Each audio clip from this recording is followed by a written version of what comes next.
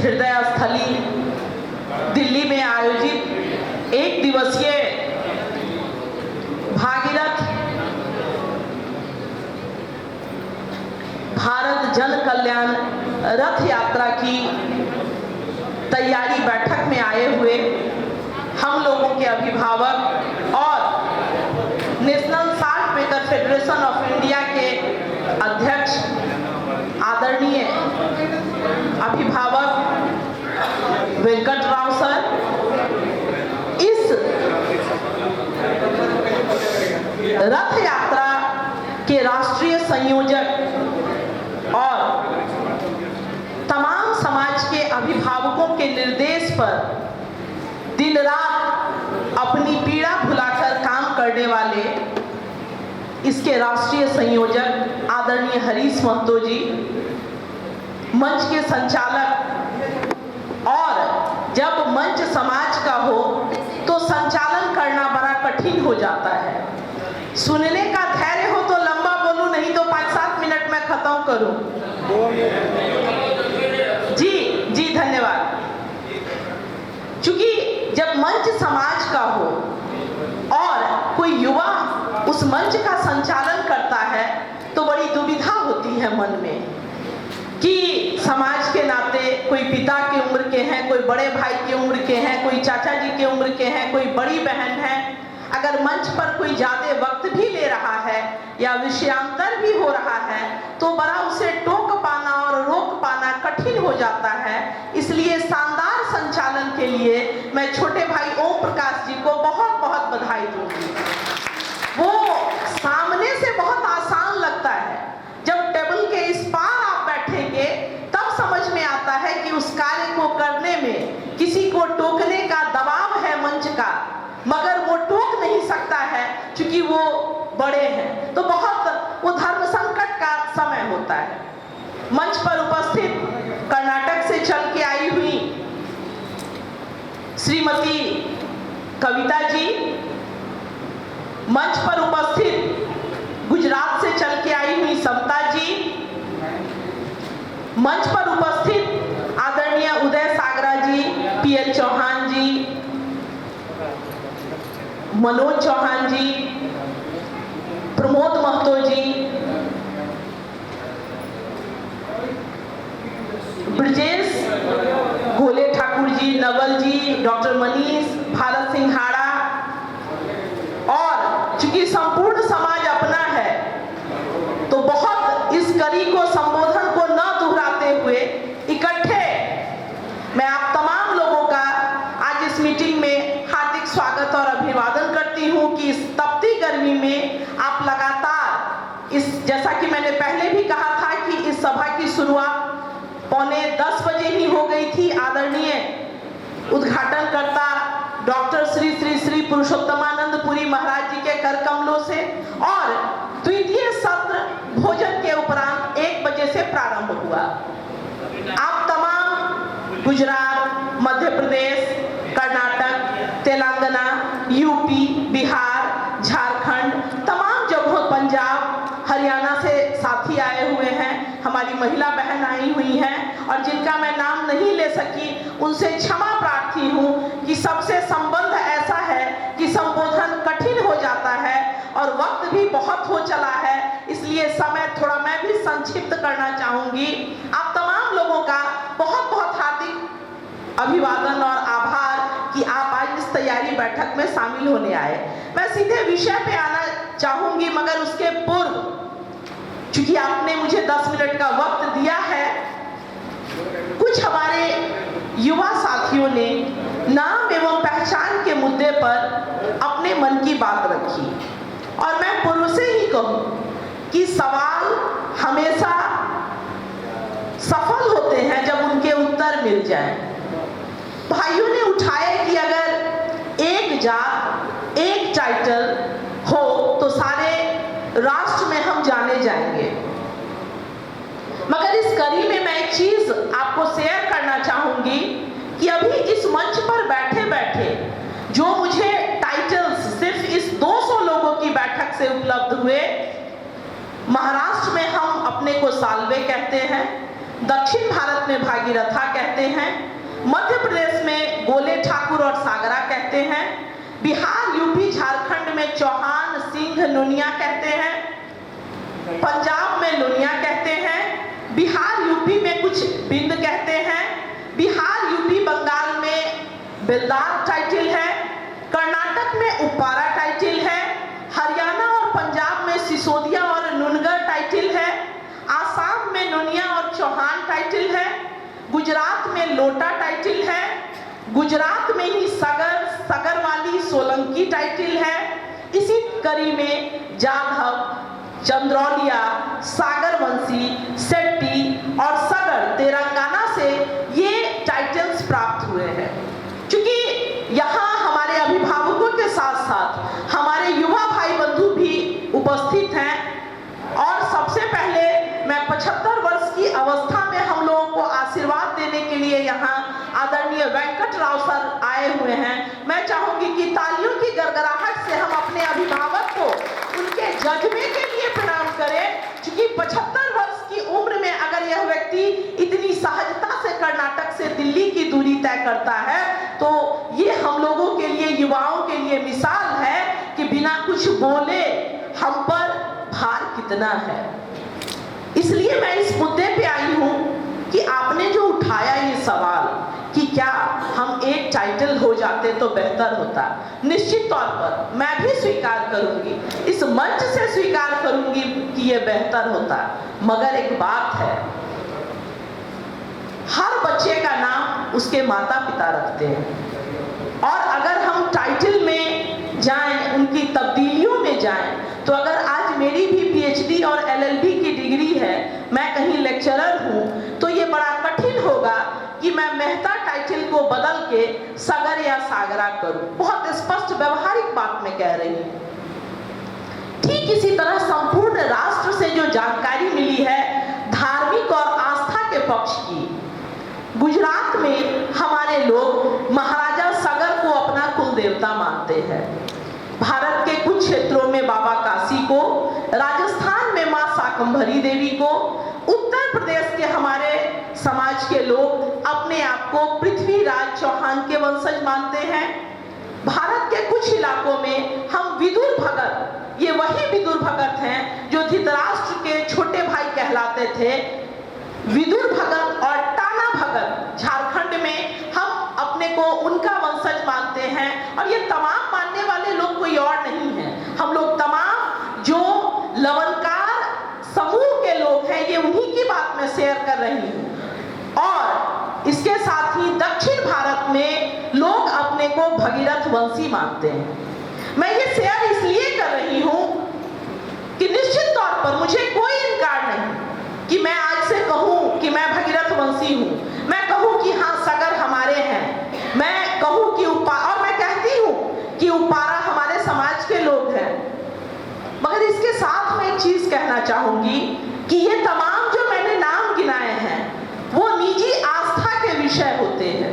और जैसे हमारे बिहार में कुछ जगहों पर गोसाई की पूजा होती है, और आज मैं अगर कहूँ कि आप अपने उस आस्था पे सवाल उठाने जैसा है ये कि अगर मैं कहूँ कि नहीं आप इनको नहीं इनको मान लें, व्यवहारिक बात मैं कह रही हूँ, मैं एक सवाल करूंगी, अगर आपकी सहमति हाँ में हो तो ईमानदारी से आप हाँ में बोलिएगा, ना में हो तो ईमानदारी से बोलिएगा ना। इस सभा में बैठे हुए तमाम मंचस्थ लोग और जो हॉल में उपस्थित हमारे संपूर्ण देश से आए हुए लोग हैं, क्या वो मानते हैं कि हम तमाम लोग साल्ट मेकर कास्ट हैं, हाँ कि नहीं? इसमें कोई डाउट नहीं है। नॉर्थ इंडिया से साउथ इंडिया और वेस्ट इंडिया से लेके ईस्ट इंडिया तक कोई डाउट तो नहीं है इसमें? अगर हो तो मुझे अभी बताएं तो फिर उस पर विमर्श होगा, क्योंकि बातें अटकनी नहीं चाहिए। और अगर हम तमाम लोग कर्म के आधार पर जाति का निर्धारण हुआ है, पूर्व में सिर्फ 4 जातियां थी, बहुत विस्तार में नहीं जाऊंगी, ब्राह्मण, वैश्य, क्षत्रिय और शूद्र। हम लोग अनार्य जाति से आते हैं और अनार्य जाति में जो नमक समूह हैं, निश्चित तौर पर मैं स्वीकार करती हूँ इस चीज को कि जो नमक बनाने वाला हमारा समूह है वो न केवल भारत में, अगर आप ऐसी बात करेंगे तो मॉरिशस में राष्ट्रपति हुए थे राजकेश्वर पुरयाग जी, तो क्या, और वो मसौढ़ी में गए थे, मसौढ़ी से उनके दादा गिरमिटिया मजदूर के तौर पर मॉरिशस गए थे, तो क्या, और जब उनका पटना में आदरणीय नीतीश कुमार जी ने उन्हें बुलाया था तो 2012 में मुझे भी उनका सम्मान करने का मौका मिला था और वो उन्होंने स्वीकार किया। 150 साल बाद, 150 साल पहले उनके दादाजी महेंद्र पुरयाग मसौढ़ी से गिरमिटिया मजदूर के तौर पर बिहार के पटना जिला से वो लद लदा के जहाज से कलकत्ता से मॉरिशस गए थे ईख की खेती के लिए, और जब वो 2011 में मॉरिशस के राष्ट्रपति थे तब उनका आगमन हुआ था बिहार और उन्होंने स्वीकार किया कि मैं नुनिया जाति से हूँ। जबकि आप इस बात को समझें कि 150 साल बाद, लगभग 150 साल पहले उनके दादाजी जा चुके थे, तो ये कहना, और फिर वो लौट के नहीं, वो निवासी है मॉरिशस के, वो मॉरिशस के राष्ट्रपति हैं, तो मुझे लगता है कि जो हम लोगों के बीच कनेक्टिविटी की कमी है, हम इस वजह से इस कंफ्यूजन में पड़ते हैं कि हमारा टाइटल एक नहीं है। भैया, हम कैसे समझें कि आप एक हो? हमारी बहन, एक चीज मैं शेयर करूंगी चूंकि सवाल आया है, हमारी बहन नयनतारा जी जब बोल रही थी तो उन्होंने कहा कि यादव समाज जहां जाना जाता है यादव के नाम से जाना जाता है। मैं किसी के ज्ञान पर कोई प्रश्न नहीं उठाना चाहती, न ही किसी को बुरा लगे तो क्षमा प्रार्थी भी हूं, मगर एक चीज कहूंगी कि ये टाइटल का संकट या टाइटल पे प्रश्न सिर्फ हमारे समाज में नहीं है। जब आप हिस्ट्री ऑफ कास्ट पढ़ेंगे इंडिया में तो यादव समाज सिर्फ हमारे बिहार में यादव के नाम से जाना जाता है, मंडल के नाम से जाना जाता है, और ये वही मंडल हैं जो बीपी मंडल, जो आरक्षण वाले मंडल हैं, ये मंडल कमीशन वाले मंडल हैं, और वो बाईकास्ट यादव हैं। वो यादव समाज के लोग राय लिखते हैं, यादव समाज के लोग सिंह लिखते हैं, यादव समाज के लोग मधुबनी जिला और सुपौल जिला में घोषित भी लिखते हैं। मैंने ये उदाहरण इसलिए दिया कि ऐसा नहीं है कि जो हमारा टाइटल का कंफ्यूजन है वो सिर्फ हम लोगों के बीच में। अगर मैं एक बात कहूं कि मेरा नाम भारती मेहता है, मैं आप में से 50% लोगों से पहले मिल चुकी हूं, 50% लोगों से आज मेरी मुलाकात हो रही है। आज अगर कोई कर्नाटक में जाके कहे कविता जी के पास कि एक भारती मेहता है बिहार में, और बिहार में मेहता टाइटल ज्यादा कुशवाहा का होता है, वो कुशवाहा या कोयरी है, तो निश्चित तौर पर कविता जी अरेंगी कि मैं 100 नहीं 110% गारंटर हूं कि भारती जी नुनिया समाज की बेटी हैं। क्यों? क्योंकि हमारा परिचय हो चुका है। ठीक इसी तरह जब आपस में हम लोगों का परिचय होगा तो ये तमाम, क्योंकि हम जिस विमर्श को शुरू कर रहे हैं वो कहीं ना कहीं आपके इस रथ यात्रा की राह में एक रुकावट पैदा करने लगेगा।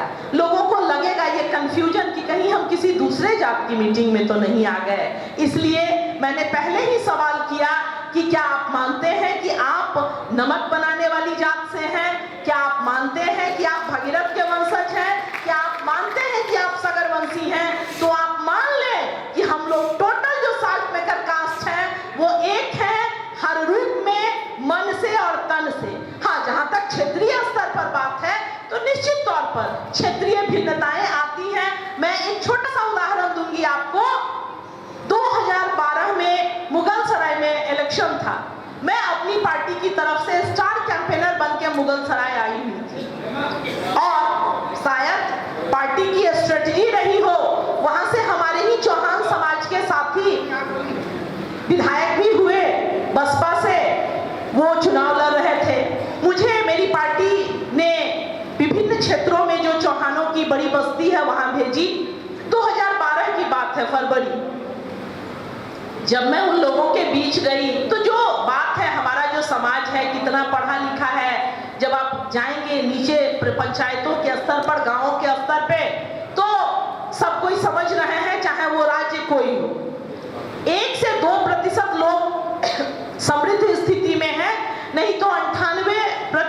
लोग अभी भी संघर्ष के दौर में हैं।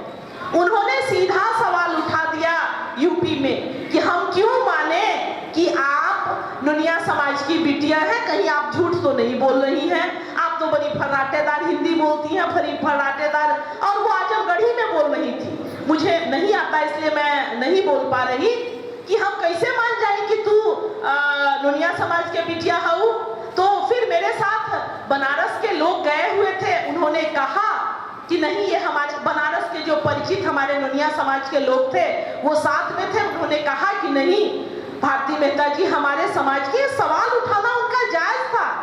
यूपी के किसी ग्रामीण इलाके में मुझे कोई क्यों जानेगा, मेरा कौन सा प्रोग्राम हुआ, मुझे वो क्यों जानेगा। और मैं बताऊं कि जब उन्हें ये विश्वास हो गया तो मुझे लगता है कि खोइछा में लगभग वहां का लोकल 2 क्विंटल अरवा चाउर उन्होंने दिया था कि जनकपुर की बिटिया आई है, खाली हाथ हम कैसे विदा करें।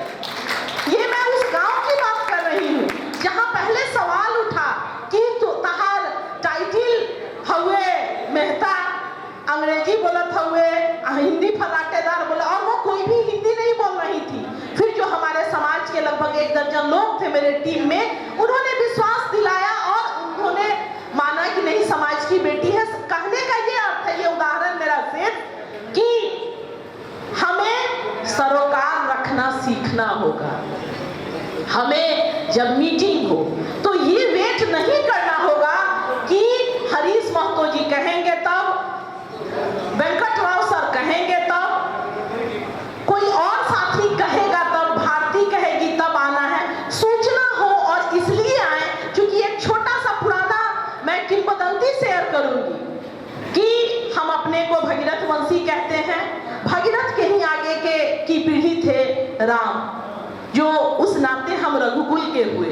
राम और सीता जब वनवास जा रहे थे तो तमाम लोगों को जानकारी हुई कि कैकेयी माता ने उन्हें वनवास दे दिया है, तो भाई खड़े हो जाएं, आखिर कल जब ये लौट के आएंगे तो हमारे राजा और रानी तो यही हैं। वहां कुछ हमारे नुनिया और बेलदार समाज के लोग कुदाल से काम कर रहे थे, तो लोगों ने कहा कि भैया राम और सीता गुजर रहे हैं, हाथ जोड़ के खड़े तो हो जाइए। कोल, भील, आदिवासी तमाम लोग खड़े हैं।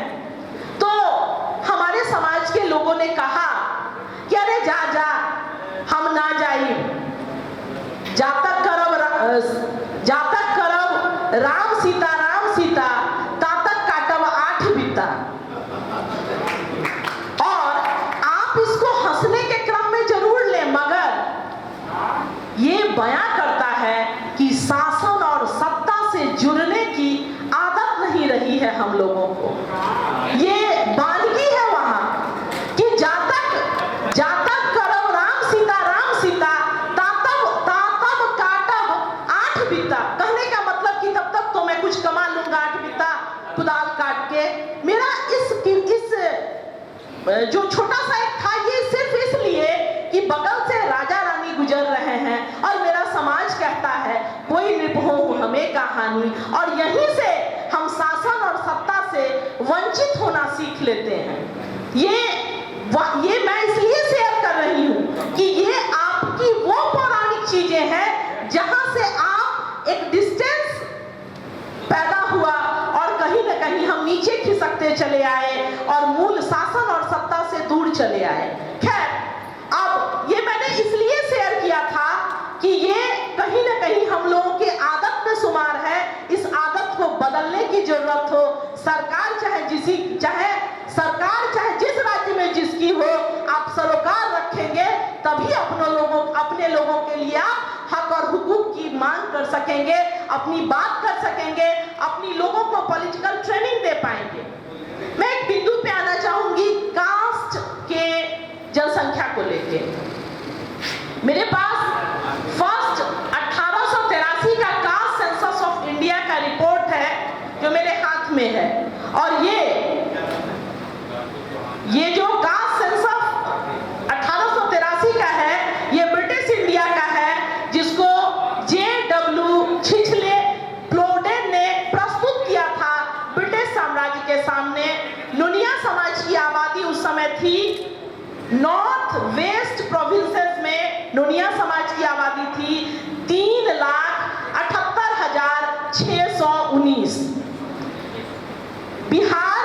नॉर्थ वेस्ट प्रोविंसेस में आबादी थी 1881 में 3,49,113, जबकि उसी को मुंगेरी लाल आयोग ने 70 के दशक में जो दिया था वो है कंबाइंड बिहार में 55 लाख। और ये मैं जो कह रही हूं ये कास्ट सेंसस का गजट का आंकड़ा है, न मौखिक बनाई हुई बात है, ये तमाम रिपोर्ट्स है। और ये जानना इसलिए आवश्यक है कि अगर मन में बात आती है कि हमारी आबादी कितनी है तो ये आवश्यक है जानना कि हमारी आबादी इतनी है। और ये 1881 का है, अभी मैं आगे आऊंगी। कास्ट सेंसस 1883 में हुआ था, 83 में रिपोर्ट प्रस्तुत हुआ था। वेस्ट बंगाल 2,79,861। अब 2010 से 2019 के बीच हम लोगों का भारत का वार्षिक जनसंख्या दर वृद्धि दर है 1.36%। गुना कर लेंगे और इसके साथ 1891 से 1921 तक एक और चीज है कि कुछ कम रहा है जनसंख्या वृद्धि दर बहुत से प्राकृतिक आपदाओं की वजह से। कुछ साथी कह रहे थे कि हम कैसे माने कि हम स्वतंत्रता के बाद एक जगह आए हैं या पहले से। चित्रदुर्ग कर्नाटक में 1931 का कास्ट सेंसस का रिपोर्ट है जिसमें उपारा का काउंट अलग है और बेलदार समाज का काउंट अलग है। ये भी गजट का रिपोर्ट है। ये उल्लेख मैंने इसलिए किया है कि आपको ये जानना आवश्यक है कि आपकी आबादी आसाम में 1881 में लगभग 80 से 90 हजार वहां की आबादी बताई गई थी 1881 में। ये मैंने इसलिए कहा कि ये लगभग 125 साल पहले का रिकॉर्ड है। तो आप मान लीजिए, और हम लोग कोई बहुत प्रोग्रेसिव सोसाइटी नहीं है कि हम लोगों के सिर्फ 2 या 1 बच्चे हैं, तो आप अनुमानित अपनी जनसंख्या वृद्धि दर अनुमान कर सकते हैं। अब इसके साथ मैं आऊंगी कुछ मुद्दे पर। चूंकि अध्यक्षीय भाषण तो सामान्य बात है, आपने अध्यक्ष जैसा महती का मुझे दिया, तो अध्यक्ष का एक दायित्व भी होता है कि सभा में अगर कोई संशय उठा तो कोई उस संशय को लेके न जाए, उसका निवारण हो जाए। कुछ साथियों ने उठाया कि हम इतिहास में नहीं दिखते। बहुत स्पष्ट मैं कहना चाहूंगी कि जो हमारा समाज है वो देश के चाहे किसी भी प्रांत में हो, हम आज भले शिक्षित हैं, कुछ नौकरी पेशा हैं, मगर ये सच है हमारा कि हम श्रमिक वंशी हैं, हम श्रमिकों के वंशज हैं। और मैं बहुत गौरव से इस बात को इसलिए कहती हूं कि जब श्रम जिसके रक्त में हो उसमें अगर शिक्षा का संस्कार घुल जाए तो उसकी राह कोई रोक नहीं सकता। हम अय्यासों के वंशज नहीं, हम लुटेरों के वंशज नहीं, हम श्रमिकों के वंशज हैं। और हमारे रक्त में जो खून, हमारे शरीर में जो रक्त बहता है वो श्रमिकों का रक्त है। अब जरूरत है तो इसे सिर्फ शिक्षा के संस्कार से सिंचित करने का। जब एक गिरमिटिया मजदूर का बेटा 10,000 किलोमीटर दूर जाके मॉरिशस का राष्ट्रपति बन सकता है, तो महोदय ये तो अपना देश है, ये तो अपना भारत है। और इसके साथ ही एक चीज कि श्रमिक वंशी अगर है तो तालियों में गड़गड़ाहट भी अपनी बाहुबल से प्रदर्शित होनी चाहिए। निधा आंदोलन हुआ था मोतिहारी में, मैं इसलिए उसको कोट करना चाहूंगी। चंपारण में गांधी डॉक्टर राजेंद्र प्रसाद जो भारत के पहले राष्ट्रपति हुए हैं, उन्होंने पुस्तक लिखी थी। उसमें लगभग 223 लोग गवाह हैं, गवाहों की सूची में दर्ज हैं, जिसमें लगभग 27-28 लोग नोनिया समाज के हैं और बाकायदे उनका टाइटल है। विभिन्न केसों में जो गवाही हुई है उसमें बाकायदा उनका टाइटल है नोनिया। और जो पढ़े लिखे भाई बंधु हैं या जो भी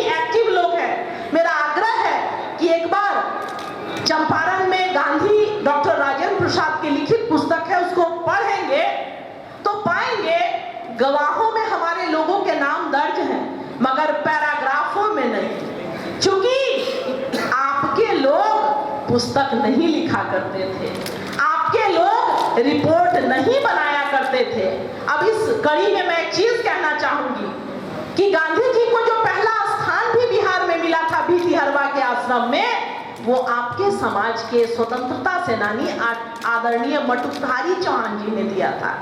मगर इसके साथ एक बात, जो उस समय की तेज जातियां थी, मैं किसी पे कमेंट नहीं करूंगी, क्योंकि अंग्रेजों के खिलाफ काम करने गांधी आए थे और अगर जमीन वो उपलब्ध कराते तो हो सकता है कि उस पे केस होता, हो सकता है अंग्रेज उस पे दबिश देते। उन्होंने, और मटुकधारी चौहान जी उस इलाके के जमींदार हैं, अभी भी काफी प्रॉपर्टी उनके वंशजों के पास है। कुछ वर्ग विशेष के लोग आए और उन्होंने कहा कि उनको मटुकधारी बाबा कहा जाता था कि मटुकधारी बाबा रउआ को जमीन दे दी महात्मा गांधी के ठहरे खातिर। तो उन्होंने कहा कि ठीक है, ले लो। तो उन्होंने कहा कि ऐसा करी कि रउआ नाम के अदलेन बदलेन कर ली। ठीक है, जमीन मटुकधारी महतो जी ने दिया, मगर ऑन रिकॉर्ड मटुकधारी जी नहीं रहे। मैंने वहां के गजट से भी निकलवाने की कोशिश की, मगर वो हम लोगों को नहीं प्राप्त हो सका। और जो उपलब्ध मोतिहारी के वो मोतिहारी रिकॉर्ड रूम में पेपर्स हैं, उसके अनुरूप था कि जो जमीन थी वो जमीन मटुकधारी महतो जी की है, मगर राजस्व पंजी पर, जो राजस्व के रिकॉर्ड्स होते हैं सैरात पंजी पर, उनका नाम दर्ज नहीं है। जबकि उसके एवज में वो जेल गए, जो भी स्वतंत्रता सेनानियों को भुगतना पड़ता था ब्रिटिश सरकार के खिलाफ। अब आप सोच सकते हैं कि हम उस पूर्वज के वंशज हैं जिसने भारत के राष्ट्रपिता को बिहार में पैर जमाने का जगह दिया था। महाराज, कौन कहता है कि हम कमजोर हैं? कौन कहता है? और साथ में एक चीज, इसी कड़ी में बेगूसराय में बुद्धू लोनिया जी थे। जब नमक कानून लागू हुआ, उनको ब्रिटिश सैनिकों ने पकड़ा, बुद्धू लोनिया जी को, कि बैन के बाद भी ये नमक बना रहे हैं। आप विश्वास मानिए उस व्यक्ति की पीड़ा। उसने कहा कि ये मेरे पुरखों का पेशा है, मैं इसे नहीं छोड़ूंगा। और ब्रिटिश सैनिकों ने आदरणीय बुद्धू लोनिया जी को खौलते कराह में डाल दिया और उनकी हड्डी भी नहीं निकली थी। तो आप अंदाज कीजिए हमारे पूर्वजों का डेडिकेशन। मैं ये इसलिए कह रही हूँ क्योंकि महोदय, ये शिक्षा, ताकत और संस्कार तीनों का युग है। अगर इसके साथ आप अपने पूर्वजों को भूल जाएंगे तो हर वो सभ्यता नष्ट हो गई है जो अपने पूर्वजों को भूल गई है। मैं उसी लोनिया समाज से हूँ, मैं उसी भगीरथ समाज से हूँ जिसने खौलते कराह में जिसको डाल दिया गया था, मगर उन्होंने अपना पेशा नहीं छोड़ा। तो अंदाज कीजिए हमारे डेडिकेशन का लेवल, और उस लेवल को हमें रिपीट करना है भागीरथ जन कल्याण, इस जन कल्याण रथ यात्रा के माध्यम से। ऐसे मैं एक और चीज से सहमत हूं कि अभी अभिभावक जो कुछ कह रहे थे कि इसका नाम कुछ लंबा है, तो मुझे भी लग रहा है कि इसका नाम थोड़ा सा हल्का हो ताकि जुबान जुबान चढ़ जाए। बड़ा लंबा बोलने में दिक्कत हो जाता है, और खास तौर पर जो आम लोग हैं, पढ़े लिखे लोग तो शायद रट भी लें नहीं, मगर हम चाहेंगे कि ये जुबान जुबान चढ़ जाए तो थोड़ा सा शॉर्ट किया जा सकता है। इसके साथ ही शहीद मलकीन सिंह जी को हम नहीं भूल सकते, जो पंजाब की धरती से हम लोगों के पूर्वज हैं, स्वतंत्रता सेनानी हैं, और इनका योगदान रहा है भारत के निर्माण में। मैंने इन चीजों का उल्लेख इसलिए किया है, इतनी शाम में आप तमाम लोग थक चुके हैं उसके बाद, कि हमेशा आप जिस माता पिता के संतान हैं, आप जिस वंश के वंशज हैं, ये उपराष्ट्रवाद का विषय है कि हमेशा उस पर गर्व करना सीखिए कि मैं अगर श्री राम उद्गार जी की पुत्री हूं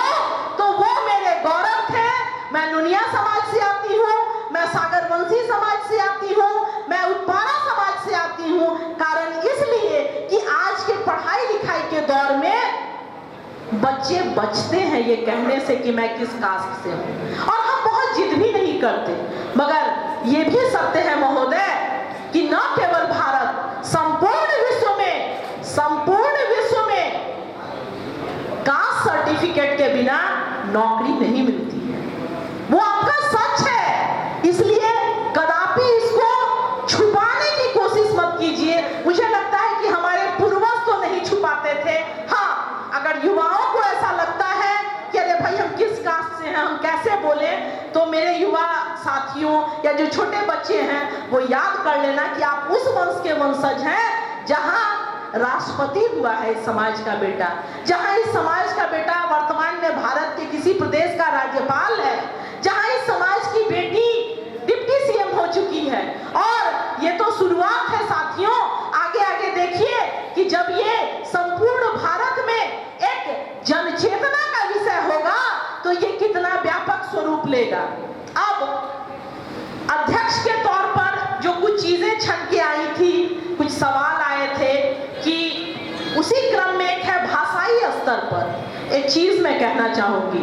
आदरणीय स्वामी जी पुरुषोत्तमानंद पुरी जी कन्नड़ बोलते हैं, और मुझे लगता है कि कर्नाटक के लोगों को अगर हम छोड़ दें तो हम लोगों में किसी को नहीं आती कन्नड़। मगर ये भी सत्य है महोदय कि मिशन अगर एक हो तो भाषा भाव के बीच समस्या नहीं रह जाती है। और सबने देखा कि जो आदरणीय स्वामी जी कन्नड़ में कह के गए, भाव तो सबने समझा कि इस रथ यात्रा को सफल बनाना है। इसलिए हमें क्षेत्रीय स्तर पर, टाइटल के स्तर पर इन तमाम विवादों में नहीं पड़ना है। आप सामने देख रहे हैं कि मैं खड़ा होकर कह रही हूं कि मैं श्री राम उद्गार महतो जो नोनिया समाज से आते थे उनकी बेटी हूं, मैं नोनिया समाज की बेटी हूं। महोदय अब क्या कंफ्यूजन है इसमें?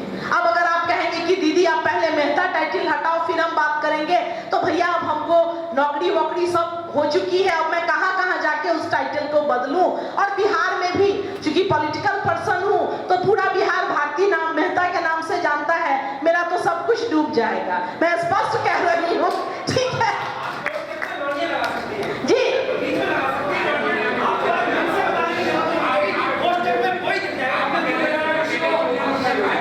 जी जी, अच्छा कोई बात नहीं, कोई बात नहीं जी।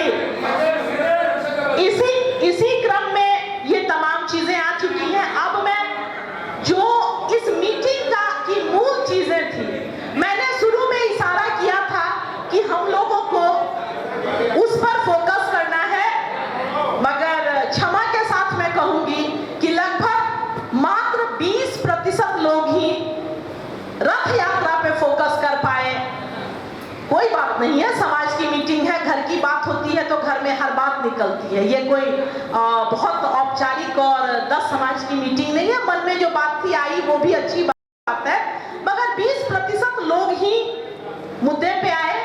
मैं उन विषयों को बोलूंगी जैसा कि अभी आदरणीय संयोजक हरीश महतो जी ने कहा कि रथ यात्रा की शुरुआत मोटा मोटी 3 अक्टूबर से 6 अक्टूबर के बीच 2023 में जो हरिद्वार प्रशासन के द्वारा परमिशन मिलेगा उस आसपास तय किया जाएगा। इसके साथ ही फरवरी 2024 में, चूंकि मार्च से संभावना रहती है कि किसी भी दिन आचार संहिता चुनाव का लग सकता है और शायद मीटिंग का परमिशन न मिले, मीटिंग की परमिशन न मिले, तो 18 से 24 के बीच जो भी तिथि रामलीला मैदान में स्थानीय प्रशासन के द्वारा जिस दिन वो रामलीला मैदान उपलब्ध कराया जाएगा उसके अनुरूप फाइनल करके सूचना दे दी जाएगी। अब जो चीजें आज की मूल चीजें थी, एक बहुत बड़ा सवाल है पूरे देश में इसका प्रचार प्रसार। ये पहला सवाल है, वो कैसे होगा? सिर्फ यहां भाषण करके निकलने से नहीं होगा। आज से ही जितने हमारे युवा हैं, डेट फाइनल होने तक हम वेट करें, मगर ये संभावित है इसकी चर्चा अपने अपने प्रदेशों में शुरू कर दें। प्रत्येक राज्य से स्वयंसेवकों के नाम और उनका कंफर्मेशन, क्योंकि ये स्वेच्छा का विषय है, ये जबरदस्ती का विषय नहीं है कि मैं वॉलंटियर के तौर पर 7 दिन, अगर गुजरात में वो रथ यात्रा रहती है 10 दिन रहती है, तो मैं उसमें 3 दिन मैं गाड़ी के साथ रहूंगा। कंफर्म मीन्स कंफर्म, ये नहीं कि पता चला कि कहीं किसी जगह के लिए हमारे पास 125 साथी हो गए और कहीं हमारी संख्या 15 पे पहुंच जाए। तो एक ये हमें कंफर्म करना होगा प्रत्येक राज्य से अपनी स्वेच्छा से कि स्वयंसेवक अपना नाम देंगे। राज्य स्तर पर उन स्वयंसेवकों के क्रियाकलाप के लिए, क्योंकि ये भी सत्य है कि वो स्वयंसेवक ज्यादातर अगर युवा हो तो ज्यादा बेहतर होगा, क्योंकि एक उम्र के बाद अन्य स्वास्थ्य की समस्याओं की भी डर रहती है। मगर हमें अभिभावकों का भी निरंतर मार्गदर्शन चाहिए, इसलिए राज्य स्तर पर प्रबंधकारिणी समिति का निर्माण हो। संबद्ध राज्य में रथ यात्रा को पुलिस एवं प्रशासन से परमिशन हेतु भी उसका एक तय हो जाए, उसकी तमाम जो उसका रूट चार्ट है, ताकि उस दिन भगवान न करे कोई परेशानी अगर आए तो स्थानीय जिला प्रशासन और तमाम जो विधि व्यवस्था के विंग है वो आपको सपोर्ट करे। और रथ यात्रा में अपने अपने राज्यों में रथ पर कौन लोग रहना चाहते हैं वो स्वेच्छा से अपना नाम इस पुनीत कार्य के लिए अगर देंगे तो बहुत कृपा होगी। इसके साथ दूसरे राज्यों में भी जाने को जो इच्छुक हमारे समाज के कर्मशील साथी हैं वो भी अपना नाम, कि चलो भाई मैं मध्य प्रदेश से निकला, मैं 5 दिन यूपी भी रहूंगा, तो वो सहजता से इसको विचार करके और वो नाम अपना इस समिति को उपलब्ध कराएंगे। एक व्हाट्सएप ग्रुप का निर्माण कर लिया जाए ताकि पूरी पारदर्शिता के साथ संवाद और संदेश का आदान प्रदान तमाम लोगों के बीच होता रहे, वरना पता चला कि बगल से रथ गुजर गई और बगल के जिला वाले को सूचना ही नहीं है। इसके साथ ही जो जिस जिले से हैं उन्हें जहां लगता है कि यहाँ 2000 की 5000 की भीड़ अपने समाज की जुट सकती है, वो अपने अपने राज्यों में अपने अपने जिला स्तर पर एक सूची बना ले कि हम यहाँ 500 की भीड़ जुट सकती है और रथ वहीं रुकेगा, और उसका समय का भी प्रबंधन ऐसा हो कि अब पता चला कि रथ सुबह 7 बजे कहीं निकल के 8 बजे पहुंच जाए तो बहुत कठिन है कि 8 बजे वो भीड़ जुट पाएगी। समय प्रबंधन के साथ और किसके इलाके में कितनी भीड़ है, जो जिस राज्य और जिस जिला के हैं वो बेहतर तरीके से जानते हैं, तो एक वो उन सूचियों का भी निर्माण शुरू कर दिया जाए।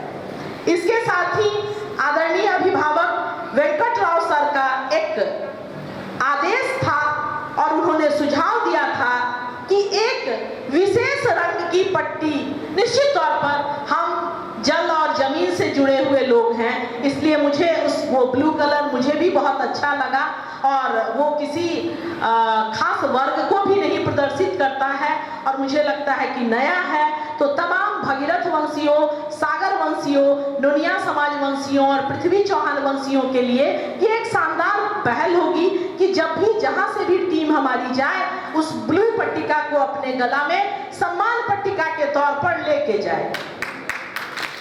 मैंने जो ये तमाम चीजें आप लोगों के सामने रखी हैं और इसके साथ एक और चीज छूटा जो तमाम चीजों का आधार है, वो है यात्रा व्यय, अनुमानित यात्रा व्यय। और ये मुझे लगता है कि 8 से 10 दिन में अपने अपने राज्यों से कौन कितने लोगों के साथ कितनी गाड़ियों से उपलब्ध होगा, इसकी एक सूची बन जाए।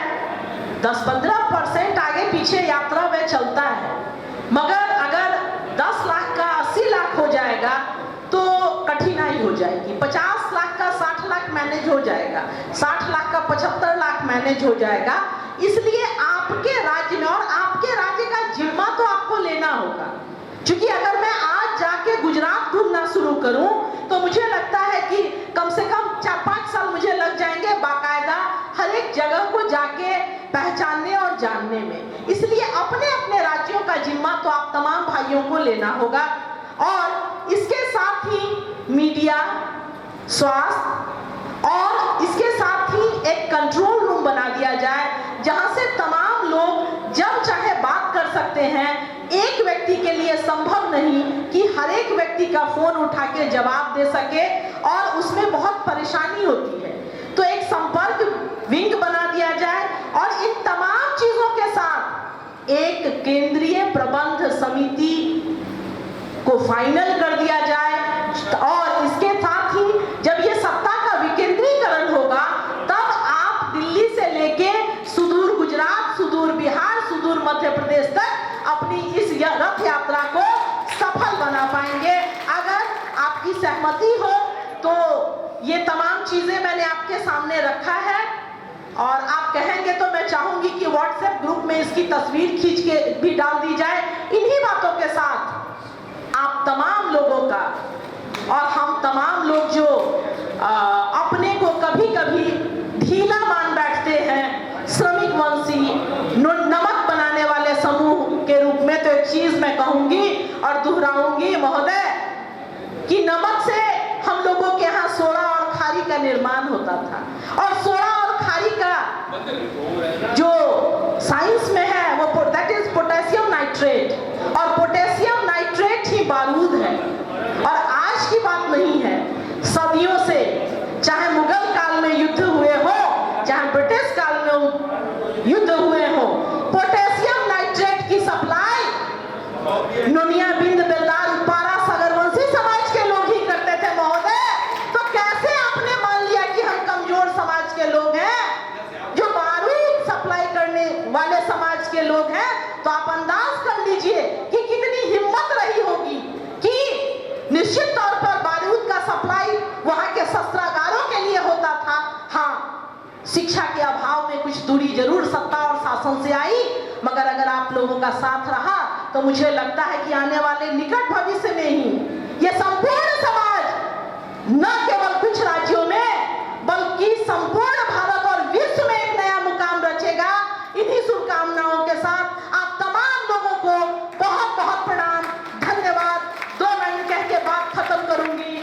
खुदी को कर बुलंद इतना कि हर तकदीर से पहले खुदा बंदे से खुद पूछे, बोल तेरी रजा क्या है, बोल तेरी रजा क्या है। बहुत बहुत धन्यवाद, प्रणाम।